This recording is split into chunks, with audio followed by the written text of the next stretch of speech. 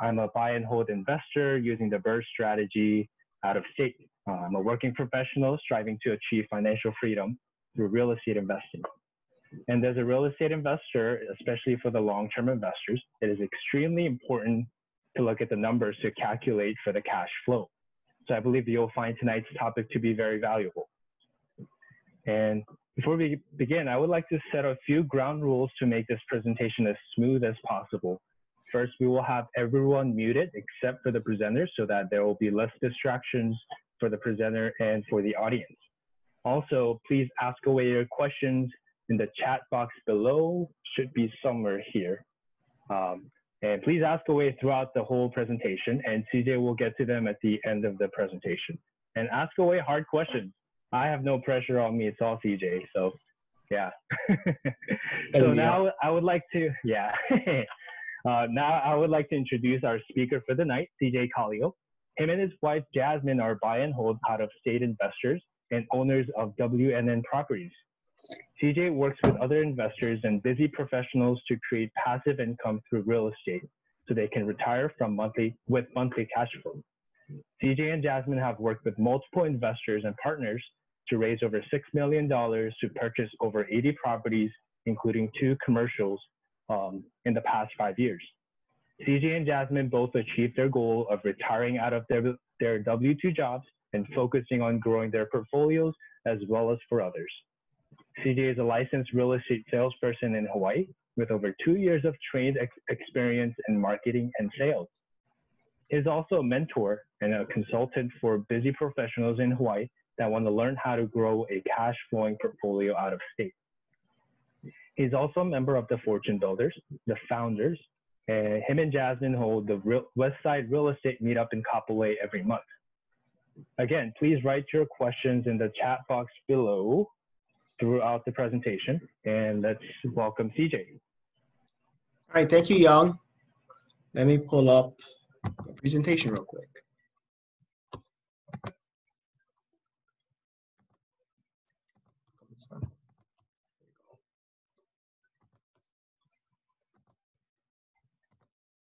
Can everybody see the slides?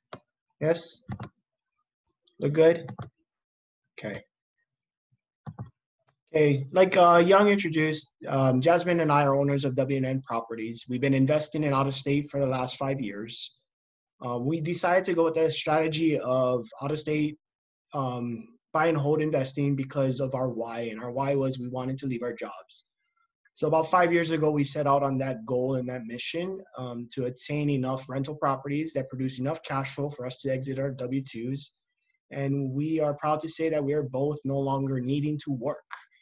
We've accomplished that goal and now set higher goals for ourselves. But during the 5-year period, we experienced and grew a lot. We ran into situations that we never knew about because you don't know what you don't know. We learned different strategies and formulas that worked for us and some that didn't. And all that compiled together allowed us to effectively and efficiently run our numbers so we could sustain not having to rely on a W-2. Sustaining is going to be kind of our word of the day or the evening for this topic.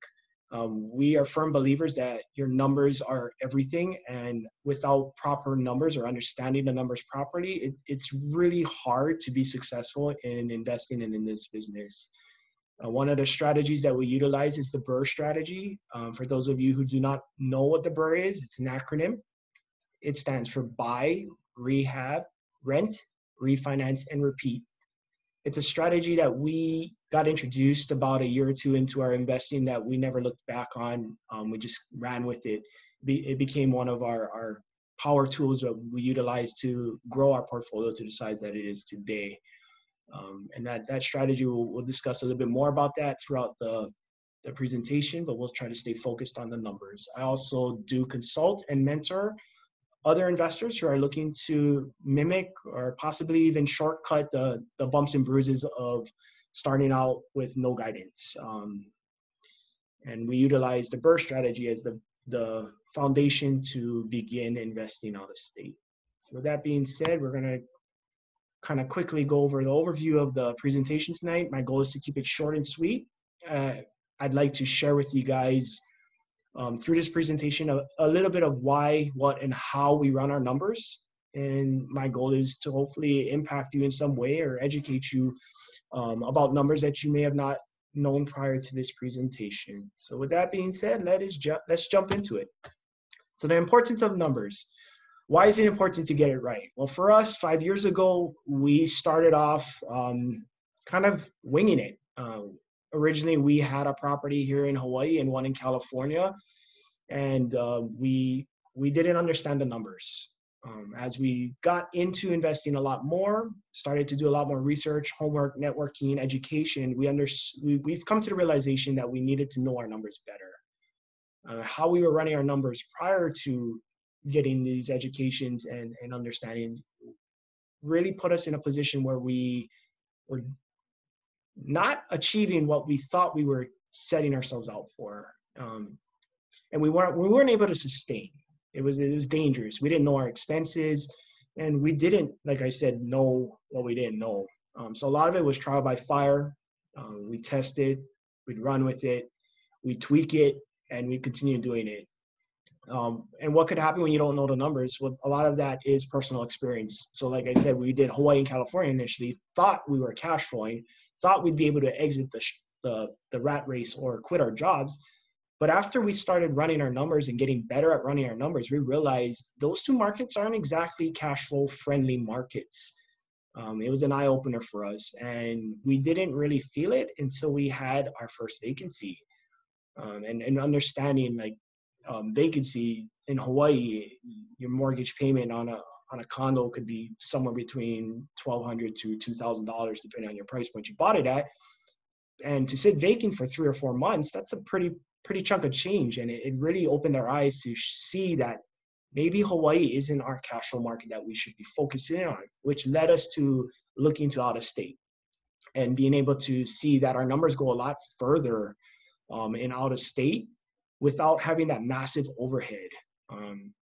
And another thing we realized by not having the numbers done right was when it's vacant, you have turnover costs. Well, as a novice investor and with no experience of a turn, we didn't properly prepare ourselves financially for that, which if we weren't in the mindset we were in at the time, probably would have made us a motivated seller, which now that I look back on 5 years later in present time, not to pry on them, they are some of my target sellers that I focus in on to acquire properties.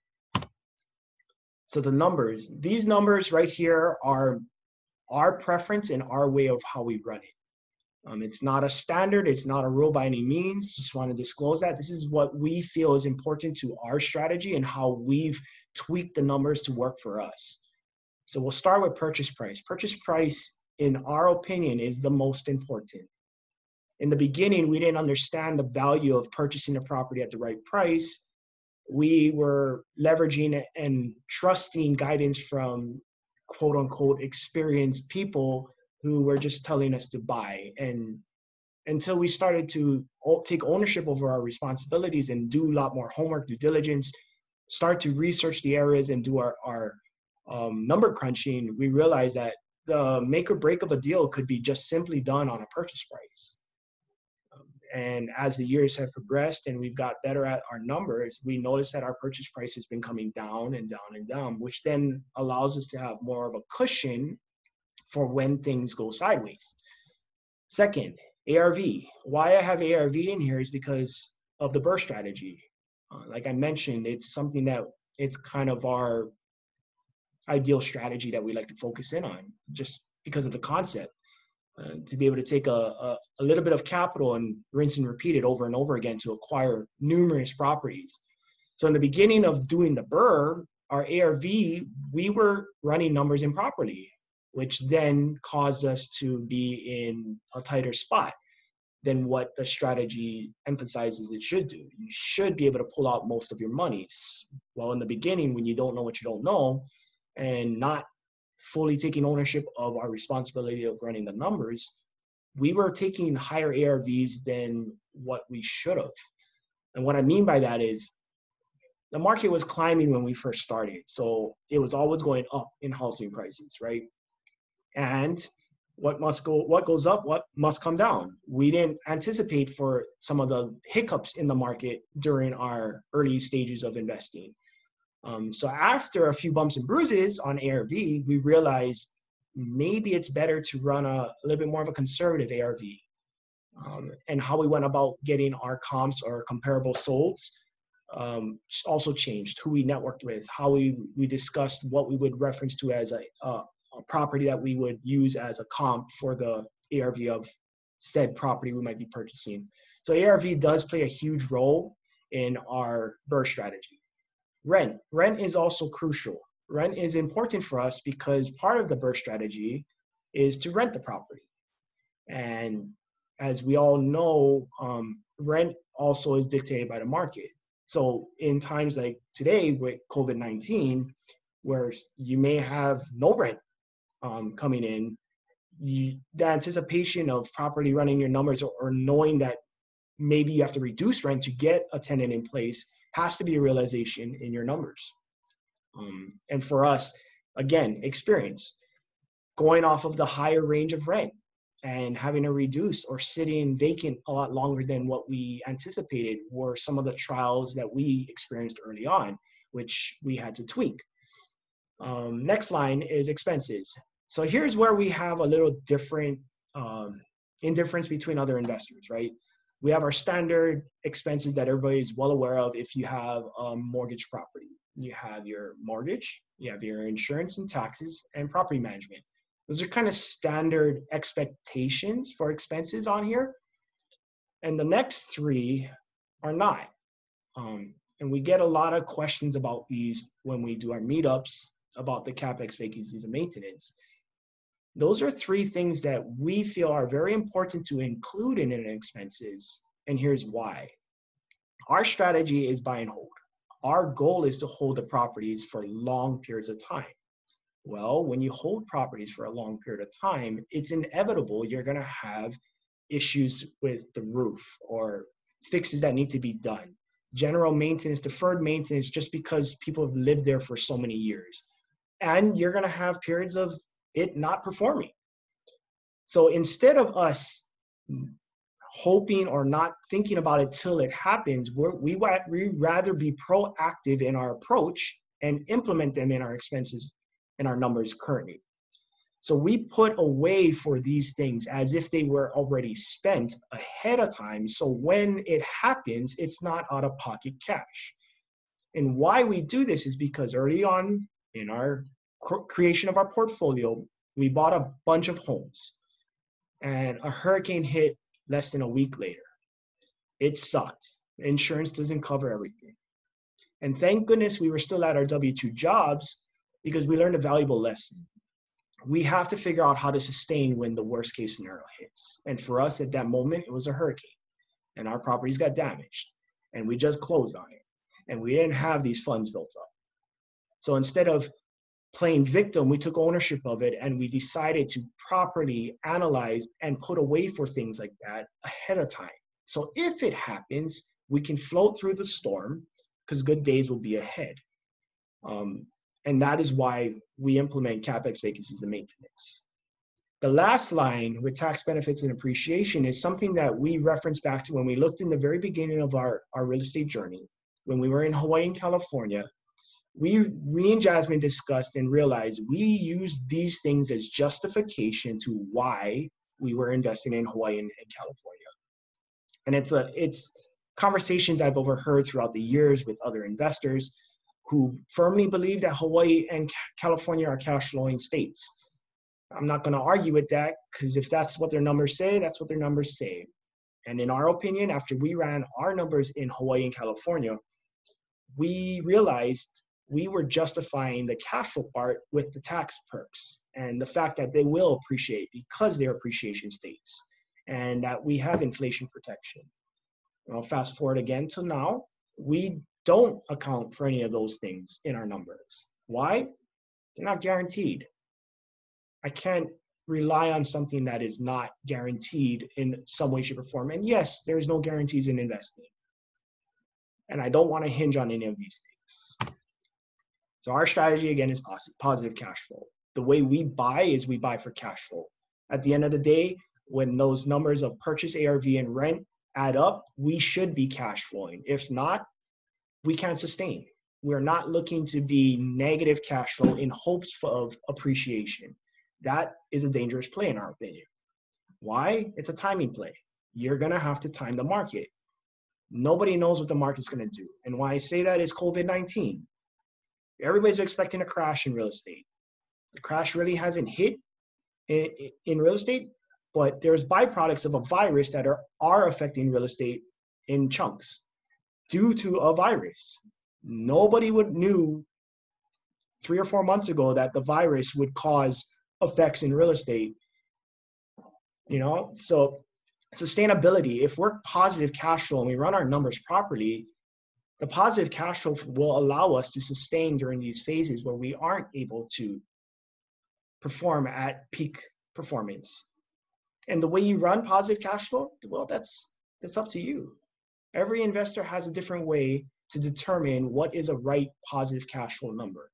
It's the $1 million question I always get asked. What is your standard target cash flow? Well, it depends. My answer is always it depends. It depends on the property. It depends on the cash in. It depends on the area or my exit strategy. What am I looking to do with this? There's so many variables to how to justify positive cash flow. If I'm making $50 or am I making $500? It depends.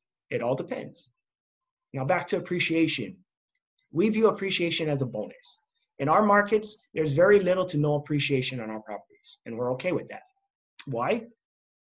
We were able to leave our jobs, not because of appreciation, but because of cash flow, because of the consistency and the ability to sustain not having a W-2 job.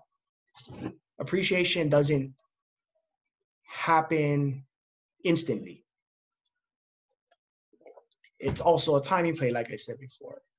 And once appreciation happens, in order for you to tap into it, you have to offload the asset. Our strategy is not. Our strategy is to buy and hold. So offloading an asset is actually detrimental to our goal, even though we may make a large chunk of change. And appreciation isn't sustainable. You can't sustain off of appreciation. Here's an example. Many of you have probably heard of Bigger Pockets, and if you haven't, it's a great platform for you to get some free information, to network, to speak to other investors. It's something we got introduced early on to in the beginning of our investing career. And Bigger Pockets is known for the term 1% rule. Well, the 1% rule is a general rule for buy and hold investors like us to quickly analyze and calculate if a deal makes sense cash flow wise. Here's how it works. So said property, 123 Main Street, purchase price is $100,000. Mind you, this purchase price of $100,000 is probably a turnkey property. A turnkey property is a ready-made rental property, either performing or all the rehab has been done and it's ready to rent out. You're probably buying this at market value, if not higher.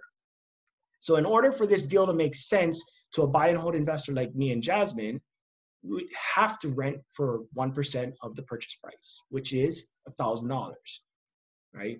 So after you break down the expenses I had listed a few slides ago, your mortgage, your taxes, your insurance, your property management, and mind you, we added in our vacancies, maintenance, and CapEx in here, we're still cash flowing. It's only $100, but we're still cash flowing. So in theory, this 1% rule means I could do this deal.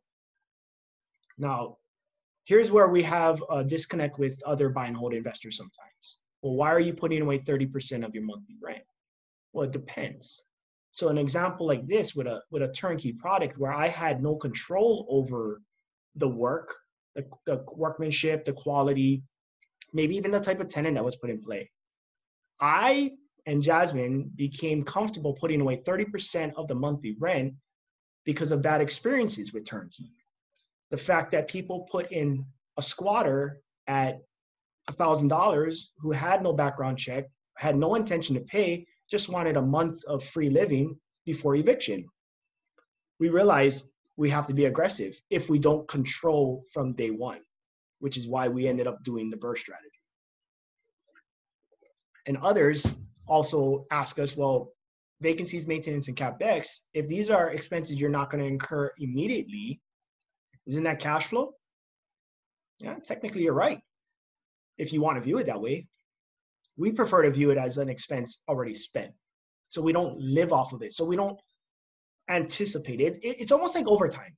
If you view overtime as a need where you have to have it, you may be living above your means. So for us, we prefer to run numbers this way. So we were able to grow adequately and properly to hit the target cash flow a month we needed to be able to exit our jobs. Now let's play out a scenario. Say you bought this property and it performed for a year, and say that was last year, and you actually put away what we would put away, $300 a month. At the end of a year, you'd have about $3,600. Okay? COVID-19 just hit.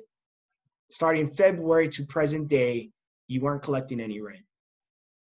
This is something that's real to us because it's actually happened. Because we put away for this and we're sitting on the $3,600, I know it's generalized for 3 different things, yet when all said and done, I need to pay this mortgage because I'm not collecting rent. I can't evict. It's illegal to evict tenants currently, but my mortgage is still due. Yeah, you can go and ask for forgiveness and forbearance and all that stuff. But when you put away numbers this way, you can actually float the mortgage until you can sustain the property. Again, back to sustainability. This is the whole point behind why we run our numbers the way we run our numbers.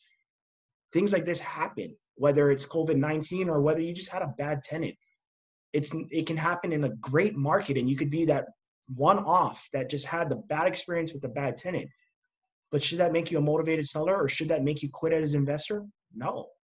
Just learn from it and practice running your numbers differently. So in conclusion to my presentation, like I said, I want to keep it short and sweet.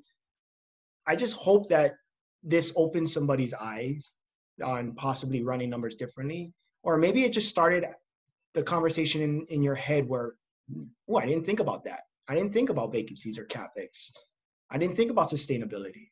I am a buy and hold investor. Am I preparing for the long term, or am I actually not a buy and hold investor? Maybe I prefer flipping. These are all questions you might have to dwell on and contemplate for some time.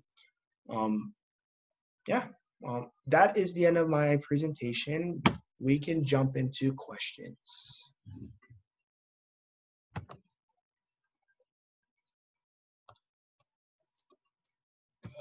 Okay. Apologize, I'm looking for the chat. There it is. Okay.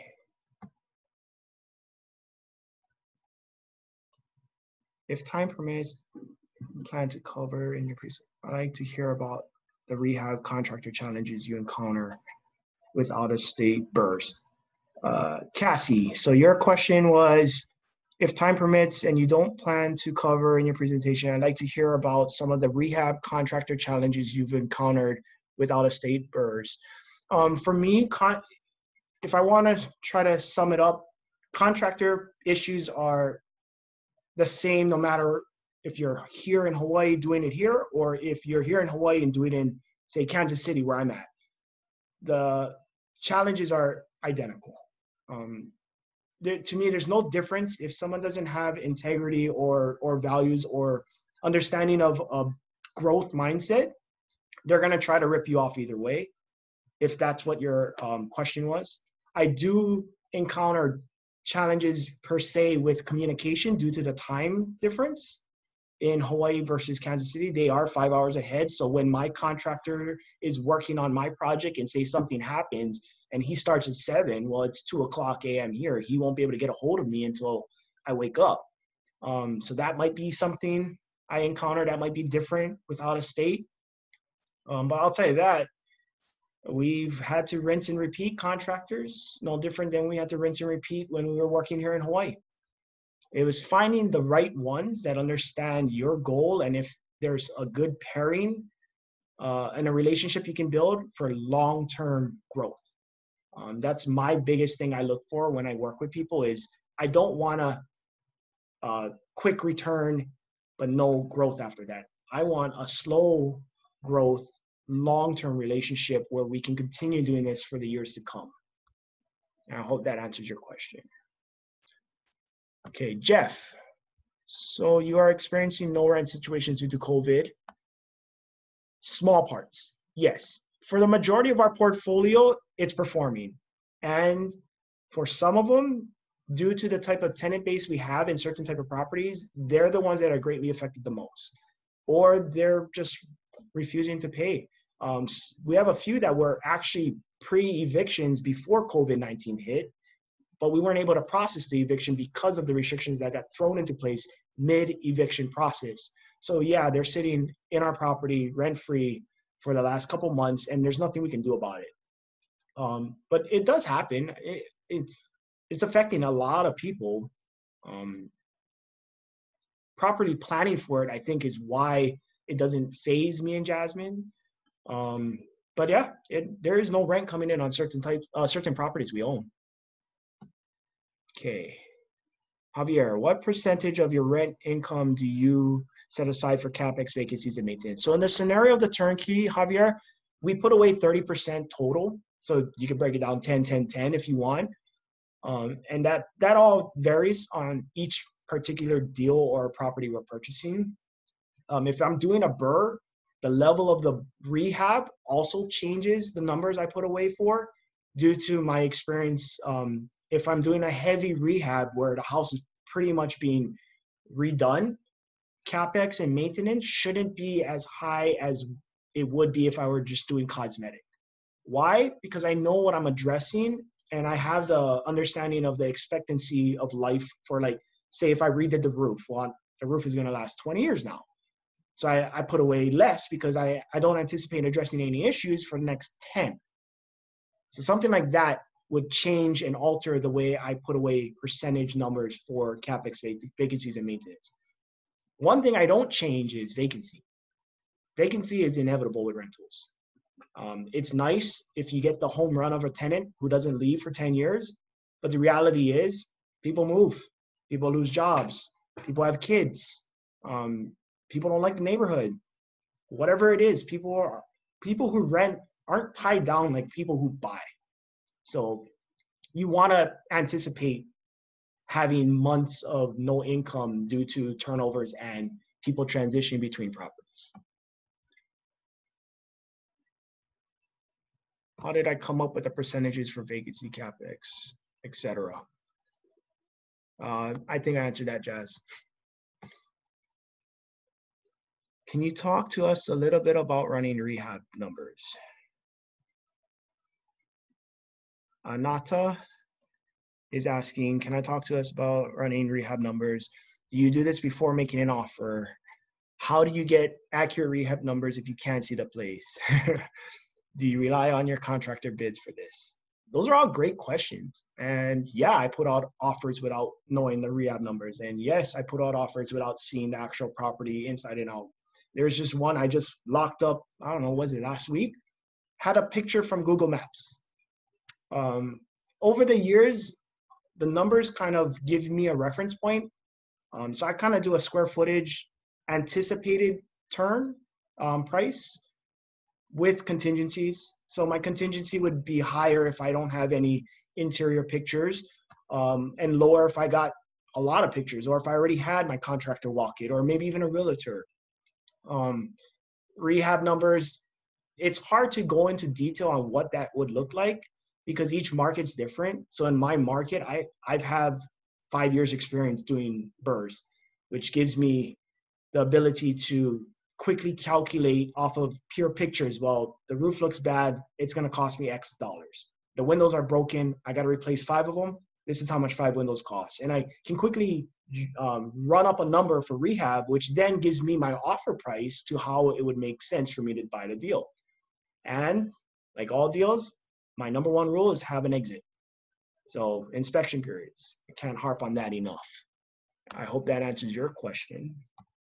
Garcia, how did you decide Kansas is the place where you wanted to invest? It was the first place we got a team. I mean, in a nutshell, we are in 3 markets. Kansas City is our best market for our current strategy, which is the BRRRR. We were able to build a trustworthy team. Our GCs are hidden gem. And we also have a lot of supporting team members that allow us to grow effectively in this market. But to be honest, it was whichever market allowed me to get my team built first and then lock up a deal and try it with them. What is the average time? Jeff, what is the average time in months to complete a BRRRR? It depends. You can have a quick turnaround, just like cosmetic paint, flooring, fixtures, just kind of putting lipstick on the walls, maybe 4 weeks. And then you have something like I did last year, a firehouse, 16 weeks. COVID-19 also plays a role in this because of the restrictions in each county. I invest in many areas of Kansas City and Kansas City, Missouri, and each county has their own determination on what restrictions should be set in place. So certain counties, I can only have 5 people on site. Other counties, I can have 10. Other counties, I can have as many as I want, as long as they're practicing social distancing. And some counties are deeming contractors as non-essential. So it all depends. Average time is usually something I have a conversation with my contractor when we get the scope of rehab needed for the property.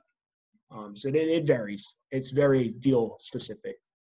Kyle, are you purchasing more properties at the moment because of low mortgage rates, or are you waiting out COVID-19 due to the adverse rent situations?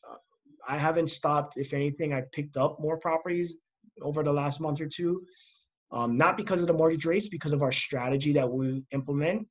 To be honest, we're unable to refi, but due to the size of our portfolio, we're able to pay off our short-term debt within a matter of months. So it's all about, again, running your numbers. My scenario, my situation will be greatly different than somebody who might be just starting, who needs to leverage with the banks and pull out the mortgages. But with COVID-19, finished 2 BRRRRs in March for 2 clients of mine. They got rented in 2 weeks in the midst of the lockdown. So it's really hard to judge whether or not your property will rent or will not rent, because we filled 2 in 2 weeks' time upon completion when both were worried that they'd be sitting vacant for 6 months. So it's kind of, I can't really give an answer on the rent side. But rent, we got above market for both of them. Yeah, so we got above market rent for both properties. I think the rent range varies on the type of quality of turn you produce on your property. So if you're just doing really cheap stuff, you're going to have cheap type of tenants, or people may not be as interested in living there. As opposed to you do a better quality turn, you probably drive in a lot more traffic and more interest that people want to rent your properties. Okay, where did I leave off? Anybody stop me if I'm not answering their question properly. Okay, Javier, I see foreclosure homes in some states for $5,000, $10,000. Does it make sense to purchase homes like this?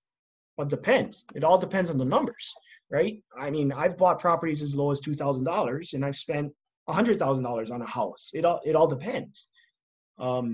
Knowing your demographics, where you're buying, what kind of market you're targeting, what kind of tenants you're targeting, what kind of strategy you're implementing, right? All these are variables you have to figure out along the way to figure out if these $5,000 to $10,000 homes make sense. And just remind yourself, right? The price and overall value of the home does matter to an extent, even though you're not flipping. Why? Because of the type of tenants you're going to have.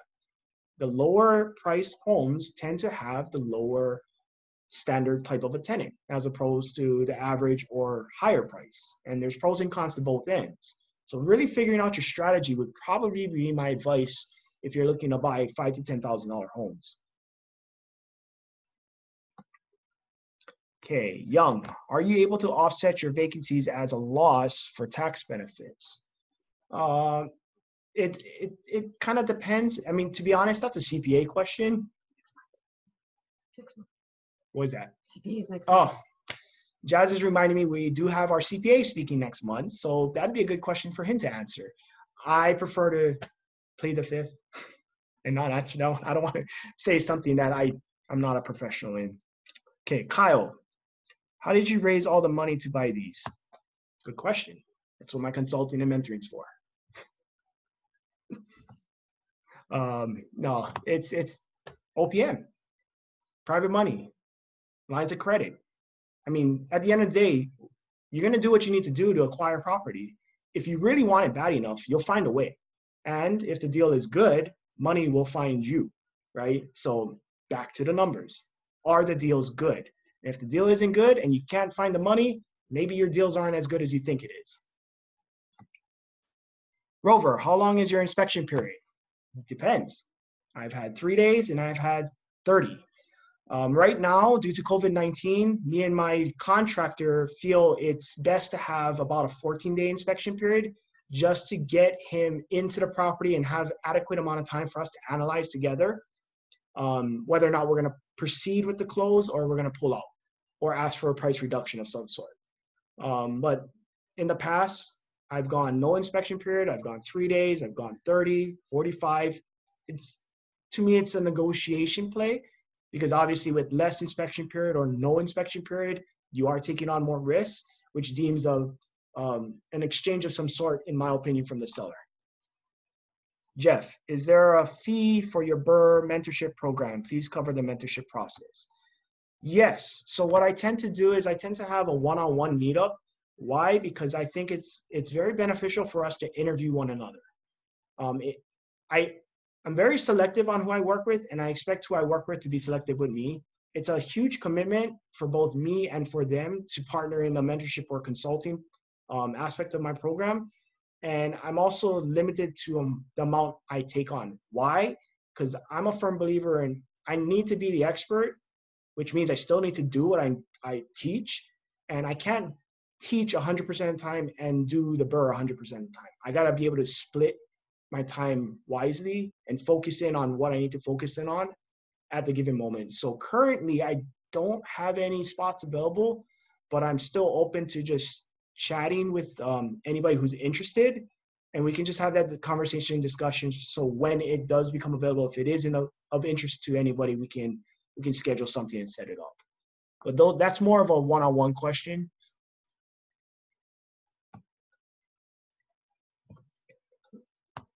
Is there any other questions, guys?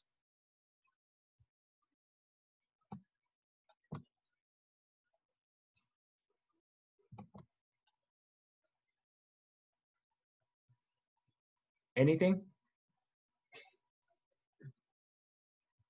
Now's the time when people can take the mute off their mic if they want to chat. What's up, Richie?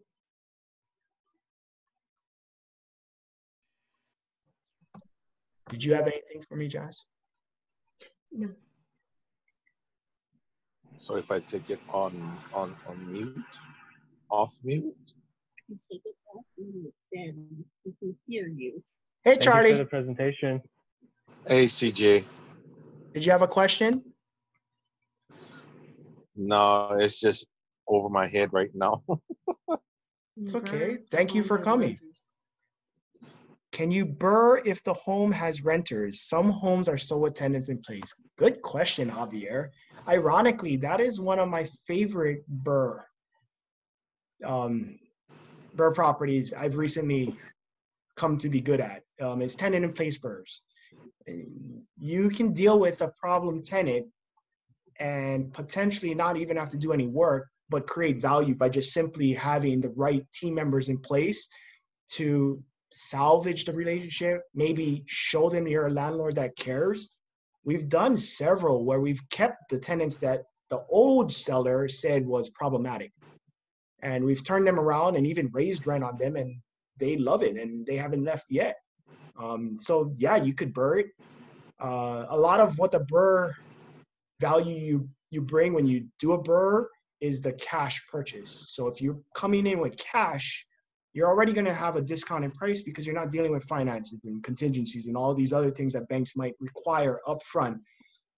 And you're also willing to possibly waive inspections or maybe minor fixes that you can anticipate over the way you run your numbers in maintenance and CapEx. So it is possible to BRRRR, and we've done quite a few over the past year with tenants in place. Stacy, what are some of your other favorite BRRRRs? I don't know. I kind of lean towards the hard rehabs, the borderline tear downs. It's a rush, a little bit more risk than a standard BRRRR. But for me, the control factor of the BRRRR is where it's why I love it, is I can control it from the beginning to the end. And I know what was done, what needed to be done, and if it got done properly because of my team. And I can change my numbers at the end of the day because of it. If you really think about it, in theory, if you redo a house that was like a firehouse that I did last year, that was down to the studs and everything was brand new except for a couple walls that were brick walls, you have a brand new house. It shouldn't need CapEx or maintenance immediately. And that maintenance kind of comes more into play when you have a tenant in, because you can't control how they treat your property. But it's not going to be as high as if you bought something that you didn't open up the walls, you didn't address plumbing or electrical, or the roof is on the age side, but you're anticipating fixing it down the road. So that's where I see my numbers change. I prefer and like large rehabs now. Myrna, what other markets are you in besides Kansas City?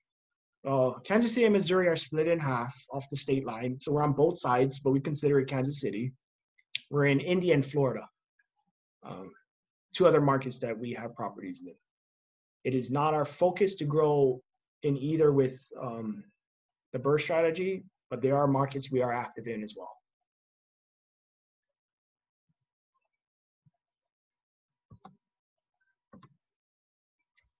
Jeff, can you go over the refinance process from date of purchase? Some lenders require 6 months to a year of seasoning. Yes, and it's a kind of a rule of thumb I go with is 6 months and a day from the day you purchase it.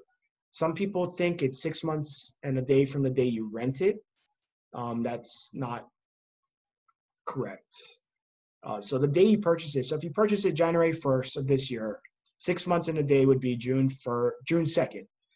On June 2nd, you technically can refinance out at a higher appraised value. Now, if you wanted to refinance out prior, from my understanding with the lenders I work with is you can, but it's going to be off of your original purchase price, which changes the overall numbers of things because now your rehab cash you infuse into the property probably will sit and some of your purchase price. So if you bought it at 50, but you put in 25 and you're all in 75, and you're hoping to appraise it at 100, if you wait the 6 months in a day, if it appraises at 100, you pull out all your money, 75% LTV. But if you pull out earlier, they may only give you 75% of your 50K purchase price. Does that make sense? Yes? I can see Jeff, that's why. So yeah, it varies on your lenders, but the lenders I work with typically is 6 months in a day. Due to COVID-19, a couple of the clients I've just worked with recently are beginning their paperwork prior to 6 months in a day in hopes they can lock in into those lower rates before they start to rise. So conversations to be had with your lender. My lender that I primarily recommend people to go to will entertain the paperwork process about 5 months in, but won't close on the refi till 6 months in a day so we can get the higher appraised value. Okay, there are a few questions that came in afterwards. I hope that answered your question, Jeff. Carolyn, what parts of Florida? Jacksonville. Brandon, do all of your properties have the same similar types of materials used for rehab? No. Why? Because I buy all over the place and it depends on the research. So I highly encourage when people are doing BRRRRs, rehabs, in general, to do your market research, to do your due diligence on the demographics and the homes.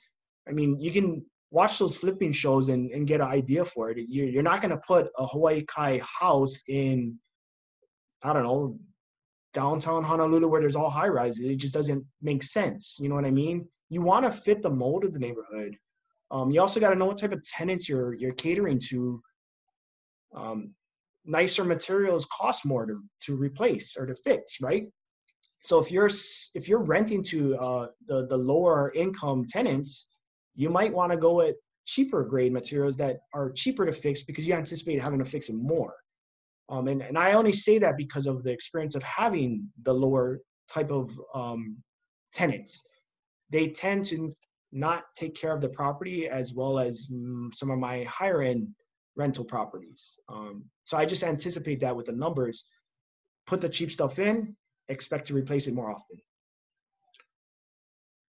Javier,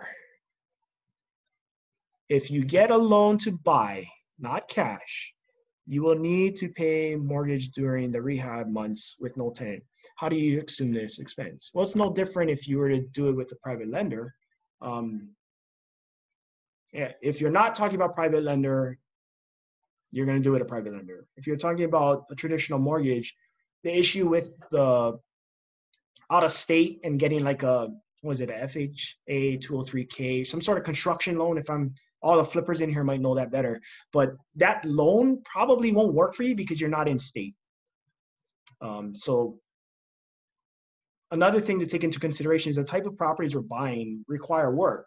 Sometimes the value of the home currently isn't lendable on, if that makes sense. So most banks don't tend to mortgage properties if maybe the said mortgage is about 50K. That might be too low for some banks. So your sweet spot changes on the type of homes you're buying. If you're buying say like my firehouse, you're buying a really burned down property, the bank's not going to lend on it. You're going to have to come up with a creative way to finance your deals. And even when you do your creative financing, you're still going to have holding costs. So if you run your numbers properly and do your calculations, you should be able to factor all that in with the anticipation of the refinance out process, paying all that down.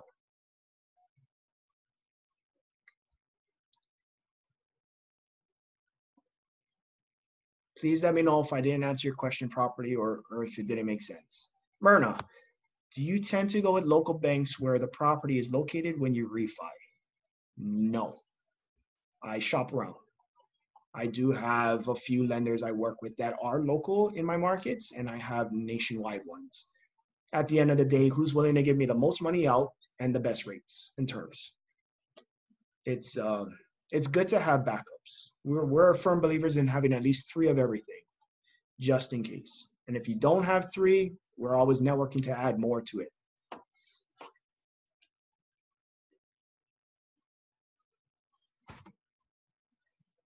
Did that answer your question, Myrna?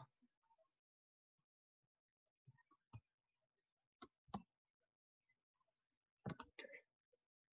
Yeah, refinance is tricky because you have, and I know Young can speak on this if he wants, but you have lenders who do go through the full-blown inspection. So when you're doing the BRRRR, if things flag on the inspection, if there are things that weren't, say, listed on the initial rehab, you're going to have to anticipate added expense to fix it so it will become a property they would mortgage on. Or you can contest it. There's a lot of times I contest the lenders on the refi side because if we have any homeowner inspectors on today, you can probably confirm what I'm going to say, but inspectors their purpose is to find fault. Their main goal is to look for something, because if they don't find anything, they're probably not doing their job. And some of the things that inspectors find are suggestions or maybe out of their realm of expertise, but they gotta highlight it anyway. What I've found over the years is that you can contest this against the lender. So say an example would be, I did a rehab and there's cracks in the foundation, but there's no movement, there's no water intrusion, none of that. There's just cracks. There's cracks in concrete, which happens on sidewalks, driveways, so forth. Well, the lender could come in and say, hey, you have cracks in your basement. You need to pier it and epoxy it and do the whole 9 yards. It's going to cost me 10 grand. It doesn't make sense. So I go back to the inspection report and I read the verbiage. Did the contractor state it needs to be addressed or it's recommended to be watched. And sometimes banks and lenders tend to use the verbiage of needs to be watched or, you know, looked at down the road as it needs to be done. And you can challenge them. Majority of the time, I get them to concede in some way, shape, or form where I do partial of the work or none of it at all. And there are times when they're hard-headed and they want to just make me do it when I don't believe it needs to be done. And I've even gone as far as hiring third-party inspectors, like structural engineers, to come and say it does not need to be done because it's a cheaper route than to fix a problem that's not really a problem. It's more of a problem in their eyes. That is one that I know Young will agree with me on. Was there another question, Jazz, that came in? Okay. Yep. Can you give us a few tips on putting together a good team out of state? Network like crazy. A lot of what I do with my clients or people I work with, I kind of give them a shortcut into the market where majority of my team is available at their disposal. There's only one person that will not be given out, and there's no price you can give me to get that person to be given to you. It's my contractor. I've gone through, what have we gone through? Like at least 20 contractors since we started to find the one that is worth keeping, that we can trust and we continue to build trust and relationship with on. And that's kind of my ace up the sleeve. But realtors, property management, insurance providers, banks, lenders, so forth, I tend to just introduce people all day long to them. And they start to develop their relationships. I'm building the team. You can do simple networking with realtors because realtors are always looking for buyers. And most realtors tend to have recommendations or references that you can reach out to and interview. Like I do with people who want to work with me and I want to work with them, is we interview. And if the relationship feels like it's beneficial for both, we enter into agreement. I treat that with my team building out of state as well.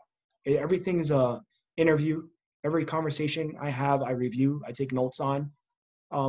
It's also challenging because at times you got to hold your team accountable.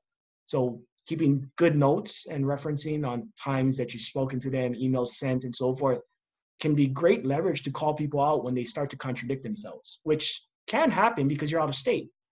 They never think they're going to see you. I have no desire to fly up there to have a conversation with somebody not performing.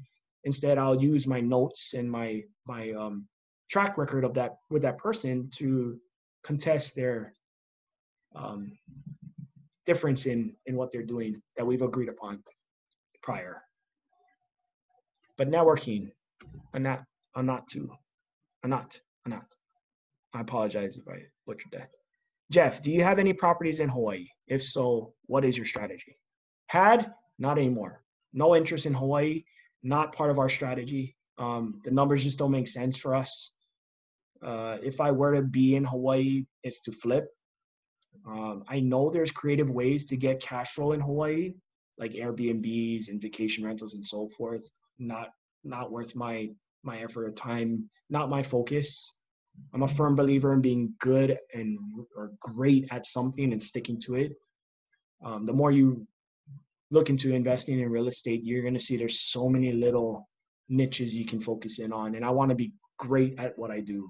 And that's my only focus. I do get presented Hawaii opportunities. I politely pass them on to my fellow friends and network people that I work with who are interested in Hawaii. Javier, for non-agents, what is the best way to find the ARV of the property? It's Zillow and Trulia are not accurate by any means. Yet if you put in the time and work, you can find comps within the range that realtors do with MLS like that. The other way is to make friends with agents, network with them. They can produce recent solds within a certain radius of like-kind property that can give you solid ARV numbers to reference to. And little tip on how I run it is I'll take those numbers, I'll get the average, and I'll automatically reduce it just because of my conservative side of how I run my numbers. So if the range was between 100 and 130, I'll take 100 and maybe I'll knock down $5,000, and that'll be my conservative ARV.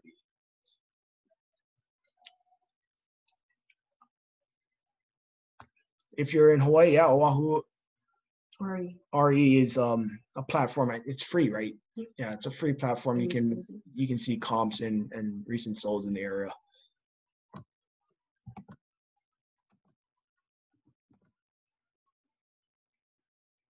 Any other questions, guys? Okay, we're gonna adjourn the meeting at 7, so we got 5 minutes.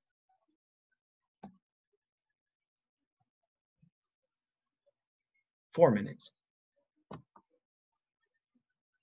You want to just take it over from here? Do you want to explain the? No. Okay. Okay, Jasmine will close us out. Thank you guys for joining me. Please stay tuned. We're gonna send some information your way right now.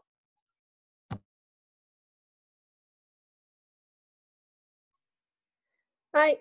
Okay, go ahead. Thank you for coming.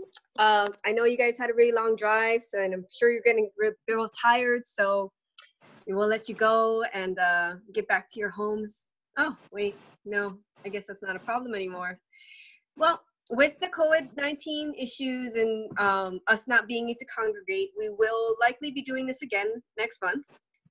And we will be doing it same time, 6 p.m. last Wednesday, just like we used to meet up in person. It will still be the Zoom. We'll do the exact same thing. Hopefully we do it better every single time we do this. And next month will be our CPA, like we said. Jason, he is a local CPA here. He has been doing our personal, and he's been great.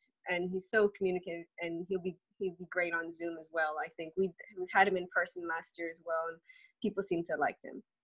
If you would like to see this video, or you'd like to send it to somebody that wasn't able to come on live, we are recording this like we've said in the beginning, so we will be putting it on our Facebook page, the Westside Meetup Kapolei. So if you'd like to see it again or share it with anybody else, it'll be up and available probably by tomorrow. And if you'd like to contact us directly, we have the Westside Meetup Kapolei Facebook page, of course, and you can join there and chat with us there. We have WNNproperties.com, and we have our number, and you can email us there as well. And then, of course, you saw on this recording that the last questions has all of our information as well. And hopefully we get to see you soon.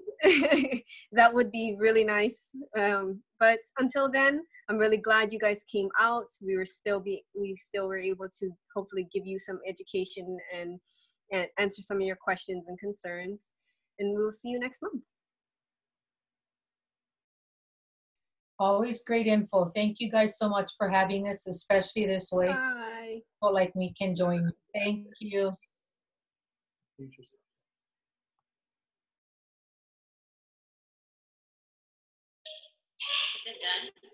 Bye guys, thank you again.